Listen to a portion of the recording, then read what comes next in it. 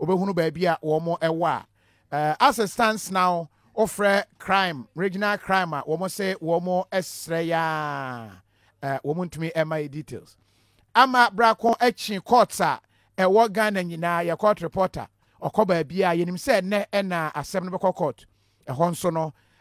womo hunu baby a owo ene ya TV say simu say won ko police station won kran ha nyina ko hwe horses Eugene ya makwaba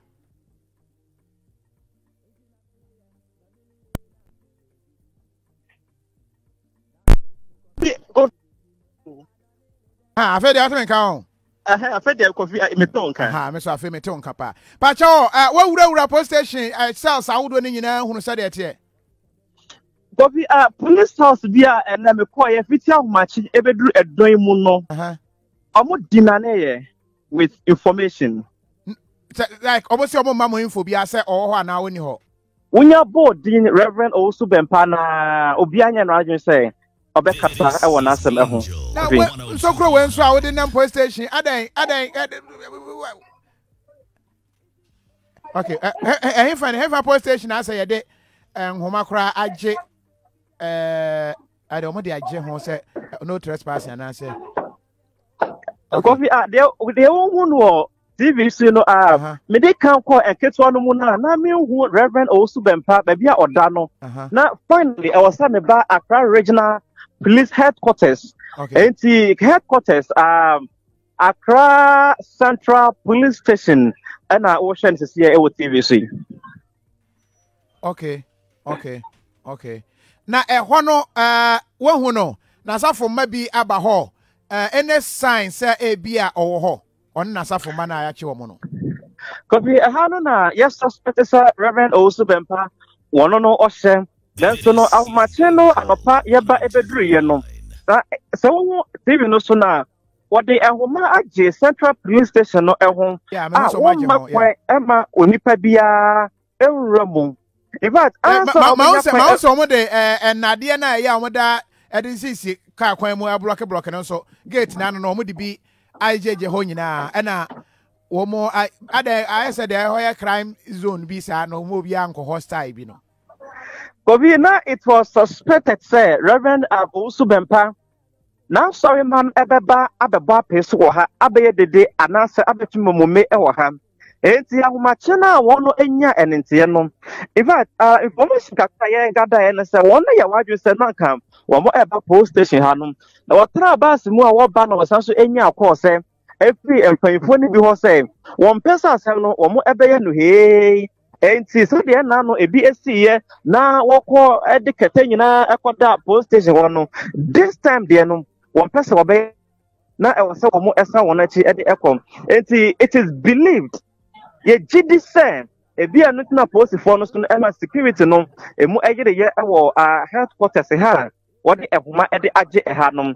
apart from sir reason when the yentumi enka the entire police for no wo mo ede ehuma ede age ho no obisa wo share the call ubenkum entrance ho no kakra don say armed fully a police officer di ejina ho oye etu wo kwa me fa so etwa video no ma video ne du ba bia na asini na ya budinchi na moja agina nkofo ni team omuti kwa hwe form ne ade nyina edru ba bi na komo ya suspect me enti with sharpness no na ye done for na eno eba ne sa no enti wo makwan e mo bia enwura mu no matter whom you are ansana wo be ko ho na ebia wo no wo case wo ho a anokra no ebia wo case ni ya no pay anase ebia onipa bi demu a oba abehwe no anyensa na wo ye imperi ba ko mienu na okutitin wutire ho ahwe ya na so akwa akonya asem e wo ho am we no eye